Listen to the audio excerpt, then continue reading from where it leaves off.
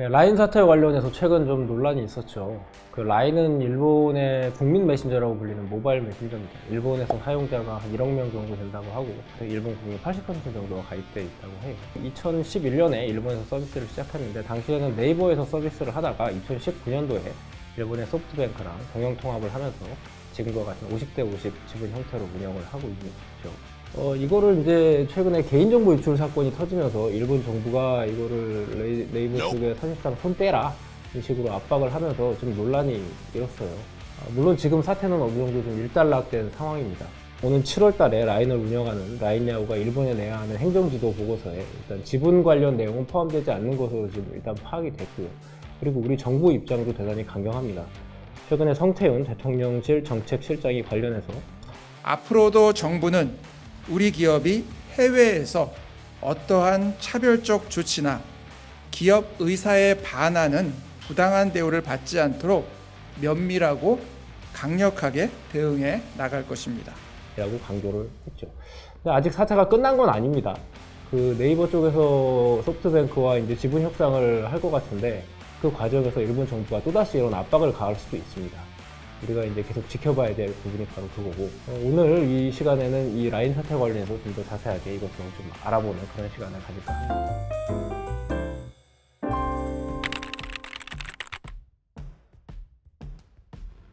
일단 라인은 2011년도에 만들어졌고요. 국내에서는 이제 카카오톡이 2010년에 먼저 서비스를 시작했는데, 동일본 대지진을 겪으면서 일본에 계시던 그 네이버 이해진 의장께서 당시 통신 환경이 불안정한 상황에서 그 일본 국민들끼리 한 라인이 필요하지 않겠냐 해서 이 라인을 만들었다는 뭐 얘기가 있어요. 국내에서도 네이버 쪽에서 라인을 도입해서 사업을 좀 잘 해보려고 했는데 잘 안 됐어요. 일단은 이 플랫폼 모바일 메신저라고 하는 게 플랫폼 성격이 강한데 플랫폼은 후발주자가 일단 그 시장에 진입하기가 쉽지 않다는 특징이 있죠. 그래서 국내에서 라인 쓰는 사람이 네이버 직원들 뿐이라는 얘기도 많이 들었었죠.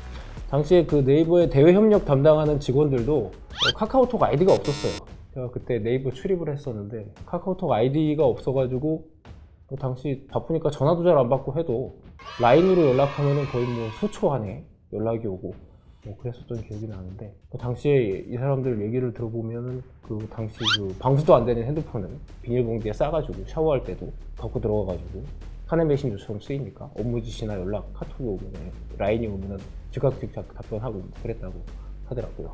어쨌든 국내에선 잘 안 됐는데 그 전 세계적으로는 라인이 대단히 성공을 거뒀습니다. 2013년도에 라인 전 세계 글로벌 가입자 3억 명 돌파 기자 간담회를 일본 도쿄에서 했는데 그때 이해진 의장이 현장에 직접 깜짝 방문을 하셨어요.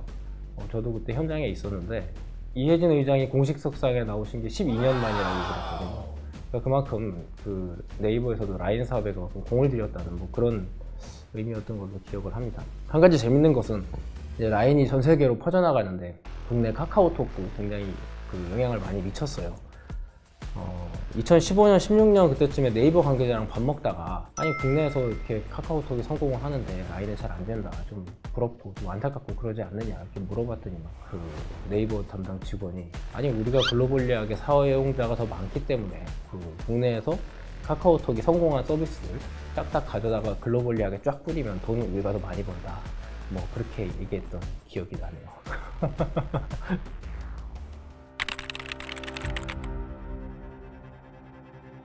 아무튼 일본에서 그 라인이 사업을 잘 하고 있었는데 문제가 좀 생기죠. 작년 11월 달에 그 개인정보 유출 사건이 터집니다. 그 52만 건 개인정보가 유출이 됐는데 그 네이버가 관리하는 서버가 공격을 당하면서 유출이 된 거죠, 정보가. 근데 통상 이런 일이 생길 경우에 이제 정부가 그 원인 규명과 재발 방지책을 그 업체한테 요구를 하게 돼요. 이건 뭐 일본뿐만 아니고 전 세계적으로 다 마찬가지인데. 통상 그렇게 하고 끝날 일을 그 이번 사건 관련해서 총무성이 그 3월과 4월 달에 두 차례에 걸쳐서 행정지도를 통해서 라인야후에 네이버와 자본관계 정리를 요구를 합니다. 사실상 네이버한테 손을 떼라 이제 이런 취지로 받아들여졌고 라인야후도 이거에 이제 동조하는 제스처를 취합니다.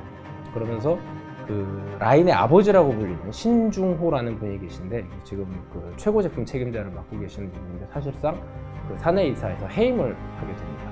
그러면 그 일본 정부가 왜 네이버한테 그 라인에서 손 떼라 이런 식으로 얘기를 했느냐? 일종의 데이터 주권 논리입니다. 그 일본 모바일 가입자의 80%가 라인을 쓰고 있고 일부 세금 납부 관련 기능도 라인이 하고 있는데 그런 수많은 개인 민감 정보들이 외국 기업 서버에 들어가 있어도 되겠느냐? 이런 논리죠. 사실은 새로운 건 아닙니다. 우리나라 IT 기업들도 정부에서 그 규제 압박 같은 걸 할 때 페이스북이나 유튜브 같은 외국 기업들이 판치는 상황에서 기울어진 운동장 논리를 제시하면서 같이 항상 나오는 게 이 데이터 주권 논리입니다. 이게 제법 소구력이 있어요. 근데 그 어느 나라 국민들도 우리 내 정보가 외국 기업 서버에 들어가 있다 그러면 좋아할 국민들 아무도 없거든요. 실제로 일본에서 네이버가 라인 사업을 한창 할 때도 이게 네이버 자본이 들어가서 네이버가 한국 기업, 그러니까 코리아 기업이다라고 하는 걸 알리는 걸 굉장히 쉬쉬했던 그런 전례가 있어요. 실제로. 그러면 이제 어떻게 되느냐? 지금 IT 업계에서는 지금 50대 50으로 이 라인 야후 사업을 같이 하고 있는데 일본과 한국 기업이 결국은 네이버가 지분을 일부 팔고 그 최대 주주 지위를 일본에 넘겨주지 않겠느냐, 지금 이런 전망이 강한 상황이라고 해요. 지금 들리는 얘기로는 그 소프트뱅크가 그래서 라인 야후 쪽에 그 지배력을 좀 더 강화하기 위해서 A홀딩스라고 하는 곳이 있는데 라인 야후로 지배하는 이 회사의 지분을 거의 이제 3분의 2까지 가져오지 않겠느냐. 그럼 네이버가 한 15% 정도 지분을 넘겨야 되는 상황인데 그렇게 되지 않겠느냐. 네이버와 그런 식으로 협상을 하지 않겠느냐. 그런 얘기들이 이제 많이 나오고 있는 것 같아요. 근데 문제는 뭐냐 하면은 뭐 네이버가 지분을 팔 수도 있고 안 팔 수도 있는데 관건은 이제 제값받고 파는 게 관건이지 않을까, 이제 그렇게 보여집니다. 문제는 이 과정에서 일본 정부가 또 관여할 수 있다는 것이고, IT 업계에서는 사실은 그동안 정부에서 이 업계에 해준 것도 없는데 맨날 팔목만 비춘다, 이런 시각들이 좀 강했는데 과연 이번에는 어떨지, 정부가 과연 이 공정한 운동장 관리자가 될 수 있을지, 일본 정부가 압박을 가하더라도 정부 대 정부의 논리로 과연 우리 기업들의 권익을 보호할 수 있을지, 그게 이번 사태의 향후 남은 관전 포인트가 될 것으로 보입니다.